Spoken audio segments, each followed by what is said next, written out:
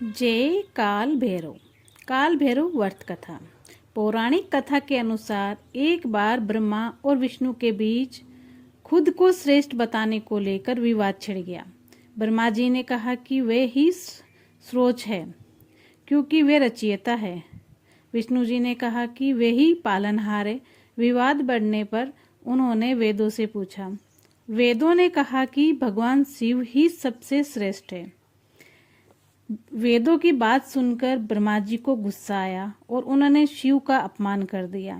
इस अपमान से भगवान शिव अत्यधिक क्रोधित हुए और उनके क्रोध से एक भयानक आकृति प्रकट हुई जिसे काल भैरव कहा गया। भैरव के हाथों में हथियार थे और वे काल की तरह भयानक लग रहे थे। काल भैरव ने ब्रह्मा जी के अहंकार को देखा और उनके 5वें सिर को अपने दाएं हाथ की उंगली से काट दिया। इस तरह ब्रह्मा जी का घमंड चूर चूर हो गया और उन्हें अपनी गलती का एहसास हुआ। ब्रह्मा जी का सिर काटने के कारण भैरव को ब्रह्म हत्या का पाप लगा। इस पाप से मुक्ति के लिए वह कई जगहों पर भटके, लेकिन पाप का बोझ उनके हाथ साथ ही रहा।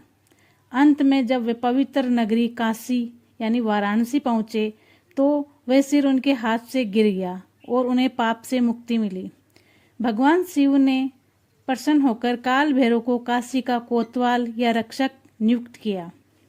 उन्हें वरदान दिया कि जो भी काशी आएगा उसे काल भैरव के दर्शन के बिना पुण्य नहीं मिलेगा। काल भैरव का महत्व। भैरव अष्टमी या काल अष्टमी के दिन जो भक्त काल भैरव की विधि विधान से पूजा करते हैं और ये कथा सुनते हैं, उनके सभी दुखों, पापों और भय का नाश होता है। काल भैरव अपने भक्तों की दुष्ट आत्माओं और शत्रुओं से रक्षा करते हैं। बोलिए जय काल भैरव।